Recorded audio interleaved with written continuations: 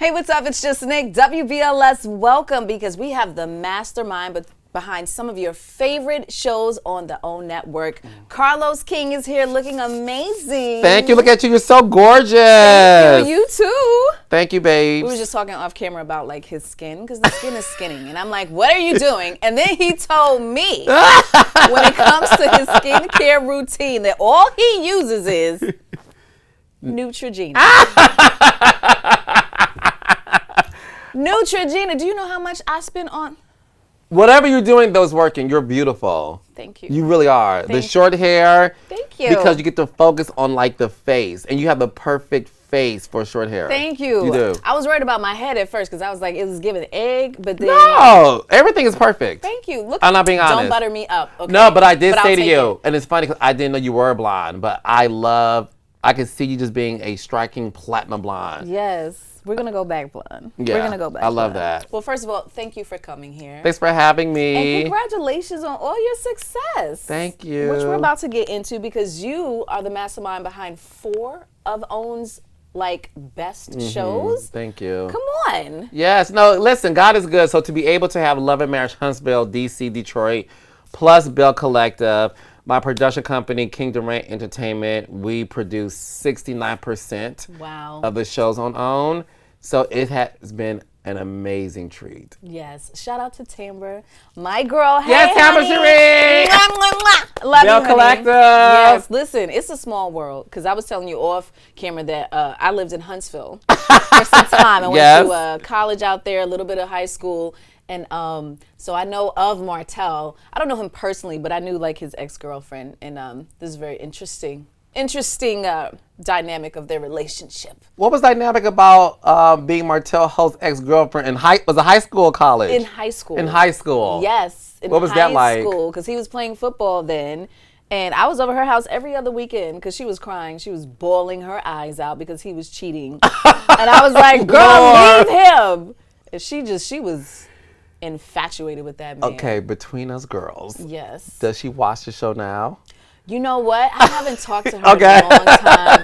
I am pretty sure she is. And she's like, that's right, because he's a no good. Listen. I can't. Small world. Yes, it is, honey. But so first of all, I heard that you can like spot a star in 2.5 seconds. I can. Is that true? What do you look for, and how do you know? You know, listen, it's sort of one of those things where it's a God-given gift due to my ability to just look at somebody, and within 2 seconds, once they start talking about themselves, I'm like, it's a quality of just authenticity. It's a quality of just like star power, and it's hard to describe unless you know it. I credit it when Matthew Knowles said when he saw Beyonce, I think she was 5 years old, and she sang Stephanie Mills' song Home at the talent show, and he said, my shy little girl got on stage, and it was the first time he was like, who is that? That's not my child. She's quiet, she's shy. And he said from that day moving forward, once she got off stage and said, I want to pick up my trophy and go home. And Mama Tina said, well, baby, who said you won? But Matthew saw all of that and was like, my baby's a star, and I'm going to like do what it takes to make her the star that she is. I see that in the reality stars I work with. So everybody who's on my shows, there are stars in their own right. Yes. So you're a star. Thank you. I receive it. I see it. Clock it. And then, so how did you do the casting like for the shows like Love, and how did you pick Huntsville? Yeah, so I met with Martell and Melody when they were married. This was back, I want to say in 2013, if I'm not mistaken. And they wanted to do a show about property preservation that they were doing at the time. And for me, the moment I met them, I'm like, no, y'all are meant for something bigger, like just something more grandiose than just that. And I was so focused on building Black couples in the universe. So when I met them, attractive couple, super ambitious, had a great family life. And I'm like, introduced me to some more people in Huntsville, because I was attracted to like, where is Huntsville? I've never heard of it. But that was to me, that was the icing on the cake. the unknown town that they were from. You literally put it on the map. Yeah, no, and you know what's so funny? As of today, Huntsville is the #1 destination in the world for building jobs and real estate and anything that has to do with that sort of creation. Wow. Look at you. Yeah. Okay. So, you know, all my 10% from the city, child. Give me a key or something. That part. Yes. That part. So you have this deal with Bravo, and do you think that they would ever let someone get as big as like a Andy Cohen of our skin color? Absolutely, for sure. Yes, you know, you look at some of the work that they have done with Real Housewives of Atlanta being the #1 show on Bravo for so many years, and the opportunities that they give people from the camera. So I definitely think there's a world in which that would happen. I think everything is timing for sure.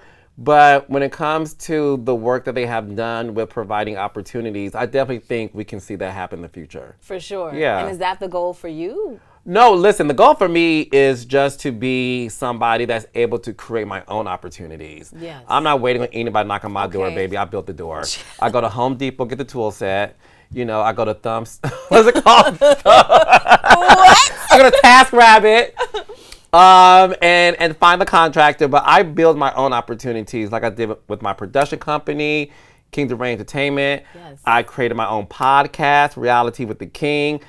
I created Love and Marriage Huntsville. So I'm somebody who truly believes in opportunities come, yes, when you knock on the door, but I strongly believe Carlos King's story is that he built his own door. Absolutely. And do you have like shows you're working on right now? Because there's been a little rumor that you got some stuff cooking. Can you talk about it, or is it not it? Oh, look at you. What you know? Who told you?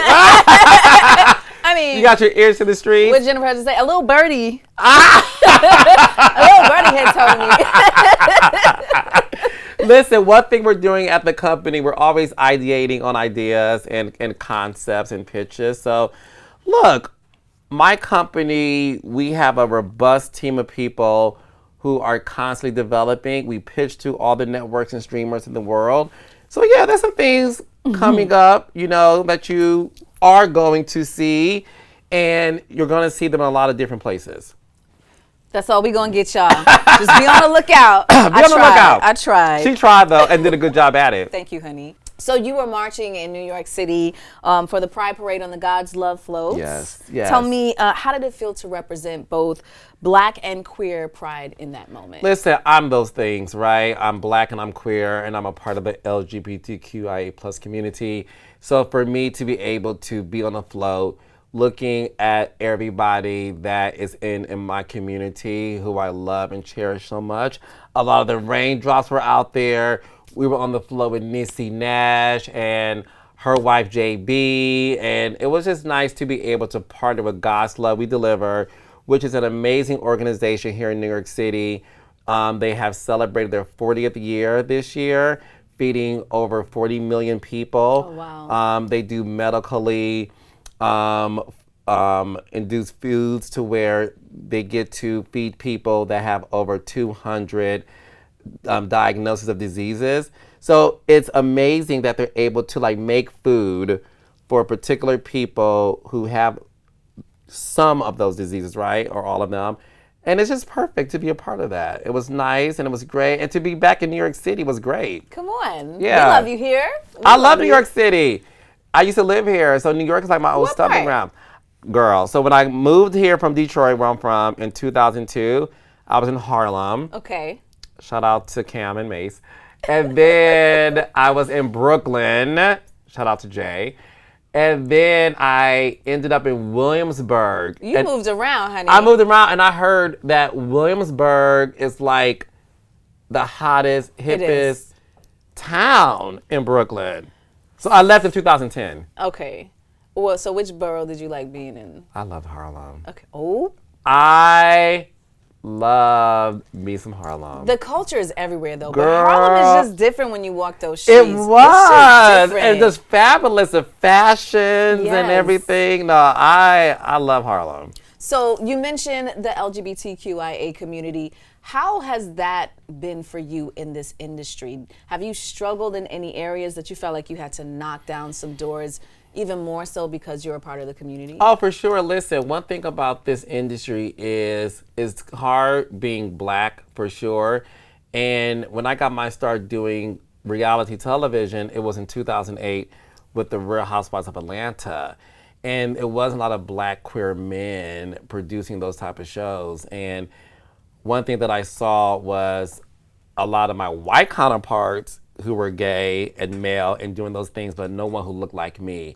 So when I became the first Black man to produce a Real Housewives franchise, also being gay, I knew it was such a monumental moment that I wanted to bring on other Black queer folks who look like me and represented me to be able to just get their foot in the door so that they're able to also go behind them and bring somebody else the way that I did it. So I'm happy to say that now you see a lot of the communities of the LGBTQIA plus producing these reality shows, being behind the scenes as camera operators, sound engineers. So it's been nice just to see the makeup of that now. I love that. I love it for you. Yeah. And you've gotten Emmy nominations. Like, yes. Congratulations Thank you. on that. You built your empire, obviously. Thank you. And you mentioned your podcast earlier. Yes. Reality.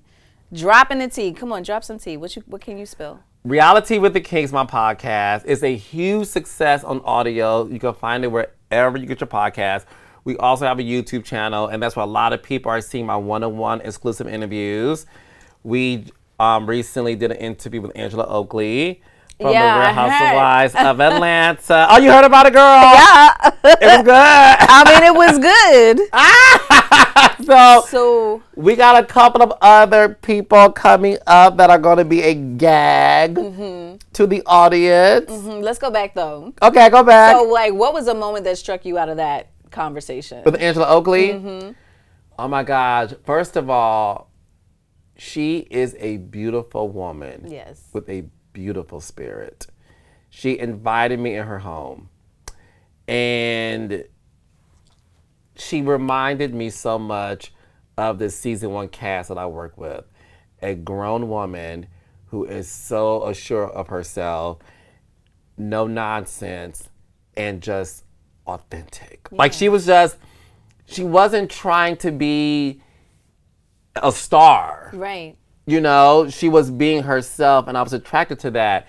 And she dropped so many gems and tea in the conversation. I mean, she talked about her relationship with the cast. She talked about the fact that, yeah, my husband did date Sheree Whitfield. But guess what? I want her back on the show so we can, like, see where that can materialize as a friendship. Which I thought was like, how grown, like, bring back my husband's ex. I don't care, we good. That happened years ago. Right. I think Sheree's fabulous, and I think we could get along. And let's see if we can get along. That's who you want to work with, somebody who's sort of like, I get the element of what you guys want to see, and I don't mind showing it. Huh. That, to me, was the tea. So, is that something you would do? After she said she wants to, absolutely. Yeah. You would be not the greatest producer if you don't take her own advice. The fact that this woman say, bring Sheree back on the show. Yeah. That's all crazy, I need. That's all I need to hear. Yeah, I don't want to talk to my I know, but let's think. That is a confident woman who is secure in her marriage. That's right. You know what I'm saying? Like, I understand the curiosity. And I also think for her, too, she's probably like, shit, how was my husband back in the day when y'all dated? You know, like on some fun. Would you do that personally? Well, I like to think that any guy I'm dating dated nobody before me because, you know. I was waiting for it. You have this now. So. He's a Libra, by the way, y'all. So we're just going to reference that. Okay, I found out early. It is giving. Was that Libra at that moment? It was giving Libra all day. Why do people, okay, so question for you. I'm turning the table. Okay. I posted recently on Twitter that I am an October Libra. Yes. And baby doll so many people commented, I used to like you. Until I found out you're an October Libra. And it was a lot of comments. I'm like, what is wrong with an October Libra? So do you have the answer to that? So I dated a September Libra. Oh. But no, he was a lot more calmer, right? Because, you guys like to balance the scales. Yes. October, y'all just need to calm down a little bit more. Just a little bit more, okay? Little hype. Just a little bit. Little more. outside. Yeah. We're outside too much. Okay. And y'all so flirtatious though. We're charming. You don't get in trouble? No. I'm gonna tell you what it is. I'm about to gag you. Come on. There's a difference between being flirtatious and charming. All right, I'm listening. Okay. I know I'm charming. I know I am. Okay. Because I'm a good person. God is in me, and I love people, and I love being happy. Right.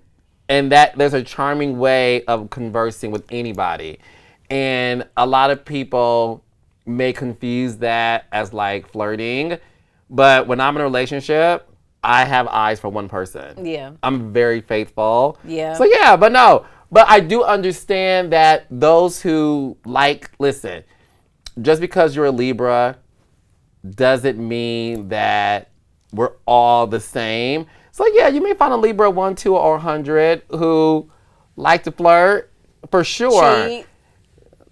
See, I don't cheat. Which is great. And maybe that's an October thing, because September, Oh.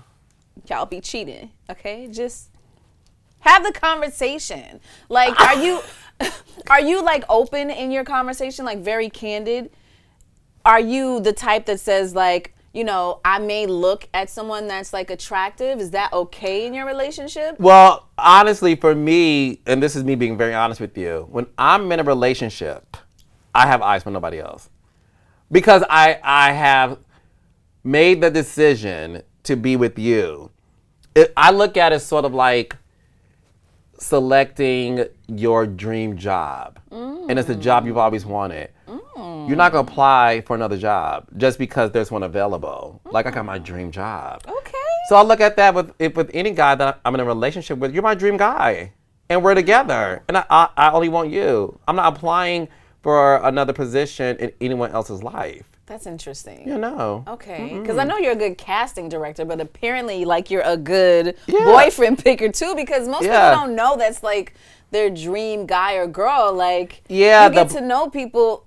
Maybe you have, like, a long dating phase. Is the dating phase long before you say? Well, the difference with me is this. I have to get to know you first. Okay. And we have to be friends. Okay. Before I'm like, let's be in a relationship. Because I think the mistake a lot of people make is they're so focused on the attraction that they get in the relationship. And it's like, but do I know you? True. And red flag, if a man don't have a good relationship with his mama, stay away. Those are facts. Stay away. That says a lot. That does say a lot. But you have met a guy that the initial attraction was physical, right? Well, that's the thing. But the thing is this. You have to get to know them. So I've been lucky to where I've only been in like 2 relationships. Because when I'm in a relationship, I'm done. I mean it. Like, I'm like long term? I was in one for over 15 years.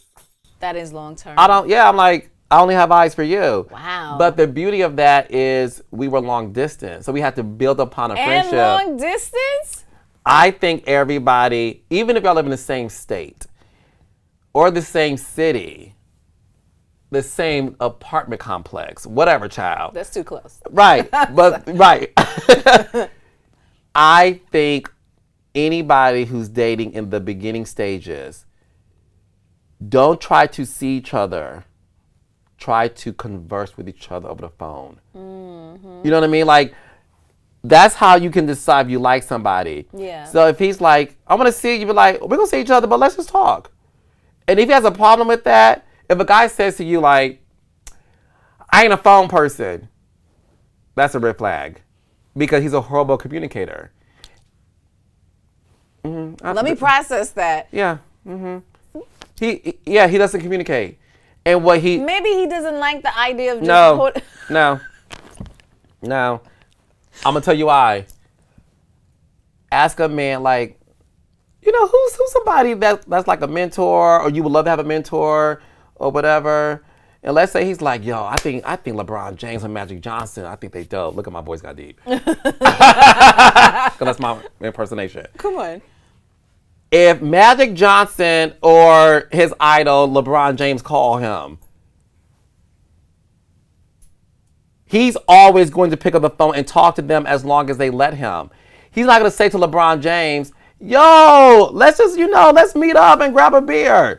He's going to take the opportunity and value the time he's talking to somebody that he admires. So if he is with a woman and he's trying to get to know her, and this woman who he supposedly likes and wants to get to know and whatever, if she says to him, let's just talk on the phone. I'll see you next week. I got a busy week. But I got time for you though. Let's talk. Well, you know, I ain't a phone person. Some people are face to face though. They like to see. That's fine. However, the way you know you have a relationship with somebody is the connection without the physical touch. That's very true. Yes. But the only reason I'm saying this is because I was dating around, and there was a guy that would text me all the time, and the conversations was great. And I was like, oh, okay, cool. And he was like, so can I finally take you out to dinner? All right, cool. Get to dinner. He had nothing to say. I'm like... I'm gonna stop you. Red flag number 1. What? You say he was texting you all the time. Yes. My point is, did he dial those 10 digits and say, well, I do that. I get it. You know what I'm saying? But no, if you're a texter, that's a red flag. Yeah. You're not a good communicator. Wow. You're not a good communicator. Ladies, gentlemen, gays, and theys, I'm telling you, the way you get to know somebody is through the device of a telephone. Our parents, not all of our parents, I would say a large percentage of them, the reason why they've been married for 40 plus years or however long is because they didn't have the distraction of texting. They didn't have the device of like, oh, let me, find a way to DM you. No, they picked up the phone. Yeah. The landline. And said, yo, put your sister on the phone. You know what I'm saying? Like with the brother, right. Hi, Miss So-and-so, can I speak to your daughter, please? Yeah. That's how you got a chance to get to know somebody. That's true. My sisters, I have 3. 2 of them are married, and they've been married for over 30 years to their husbands. And they both met their husband. One met her husband at 16, and the other one met her husband at 23. My point is, that's where you get it from. They did not have texting and social media. Yeah. They spoke over the phone. Yeah. So, ladies, stop. I mean, I hear you. Stop making an excuse for these men. I hear you, but like I'm fighting for it because I'm not a phone person, and I say that because you haven't met the right man. It depends that Libra on you was who with. it is. No, that Libra you was with. Don't. Y'all talked on the phone a lot, didn't y'all? He wasn't a phone person. He's a face-to-face guy, right? Mm-hmm. I can't do surface level conversations. Yeah. So if I'm on the phone with you, it got to get deep and real quick. All right, we're going to be talking about astrology or whatever, like within the first 5 minutes, because don't ask me how I'm doing all day, every day. I'm doing fine. What else you got? Yeah. You know what I'm saying? So I think, to me, yes, you have to really like the person, and you'll know. You'll know if they're able to have those deep conversations with you. Follow my advice. You won't. I got you, Love Doctor, over here. Look, that's a new show. Okay? Ask Carlos. I'm working on that too. See? I love it. Listen, I could talk to you all day. Likewise. And I'm definitely going to have to get you to come back. But congratulations to you. What do you want to say to your fans, about what's coming up that you can spill the tea? Yeah, so Love and Match Huntsville. That's right. We are celebrating our 10th season. Saturday, July 19th, 8 o'clock, 7 Central on OWN. This is a monumental season. It is so good. The cast has been so transparent with what's going on in their lives, and I can't wait for people to see it. Who's not going to be there? You have to watch and see. Oh man, I almost had it. You gotta watch and see. You gotta watch and see. But that's why you gotta tune in, girl. Saturday, right. July 19th, child. So you can see who's on there. But the best thing about it is you won't be disappointed. It's a great season. Awesome. And then Reality with the Kima podcast, YouTube, Apple, Spotify. You can find those things too. And we have some updates coming up with Bell Collective. So your girl Tamba Cherie. Yes. She's returning. I love it. I love it for you, girl. Tampa's And that real in the good. podcast too. Like people feel so comfortable telling you they business. Like you really do be getting the tea out of folks. Yeah. But you have this energy where like I could just tell you everything. You know what I'm saying? So no, it's funny I love because thank you for that. Angela Oakley sent me a text message yesterday. And she said, I watched our interview 35,000 times. Wow. And she said, it's the best interview I've done. And I just want to say thank you for making me feel so comfortable. And that's all I need. Yeah. And 99.9% of everybody I've ever spoken to have sent me a text message. And if they haven't, I may run into them. They say, oh my gosh, our interview did well. So I'm happy that everybody has enjoyed the experience. That's amazing. Yeah. Well, thank you so much. Thank you, I girl. appreciate you. Make sure that man calls you. You heard him, And don't be Carlos. accepting text messages, child. No telegrams, honey. It's WVLS.